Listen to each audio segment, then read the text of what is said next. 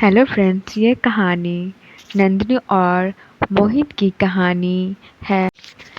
नंदिनी और मोहित की कहानी। यह कहानी दो दिल एक जान की है। यह कहानी दो दिल एक जान की है। एक गांव की कहानी जहां खूबसूरत वादियों में दो दिलों की प्यार की पहली किताब के पन्नों शुरू होने वाले थे।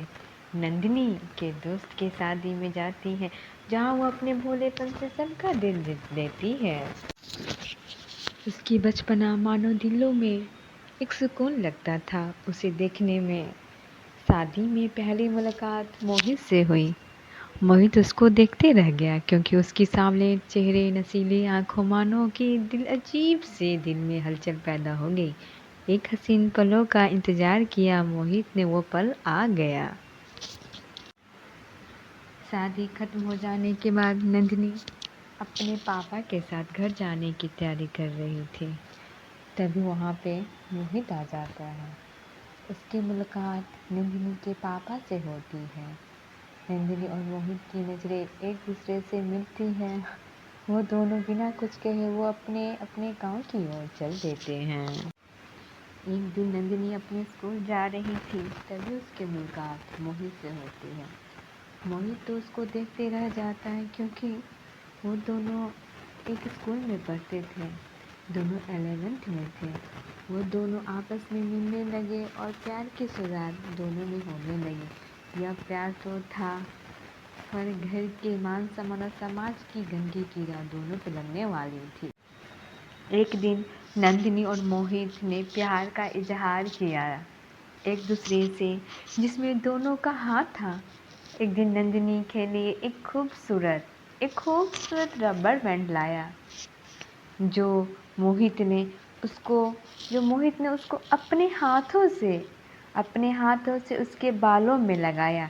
नंदिनी को आज भी अजीब हलचल होने लगी। शायद यही प्यार था। लेकिन इस प्यार में सबसे बड़ा ग्रहण लगने वाला था। वो समाज का प्रतिबंध जो सूलों पे चलता था। उसका नाम था राघव सिंह, क्योंकि वह एक यंग और चालबाज शासक। उसका नज़र नंदिनी पे था। एक दिन नंदिनी को देख लिया राघव सिंह मोहित के साथ। तब से उसका मन एक शैतान का चाल चल दिया। वो था नंदिनी को पाना, और उसे नंदिनी का रिश्ता भेज दिया उसके घर वालों के पास। वो रिश्ता जान से भेजा अपने घर वालों के पास। पर नंदिनी तैयार नहीं थी। वो शादी मोहित से करना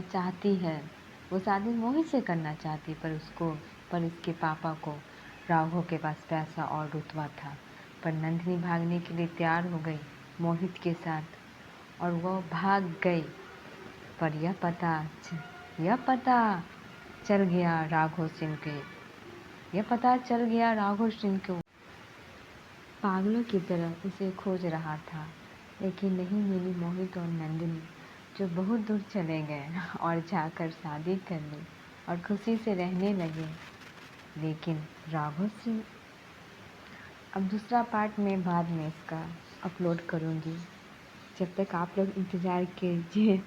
मेरी कहानी आप लोग को कैसे लगी, प्लीज़ लाइक, कमेंट और शेयर कीजिए मेरी कहानी को।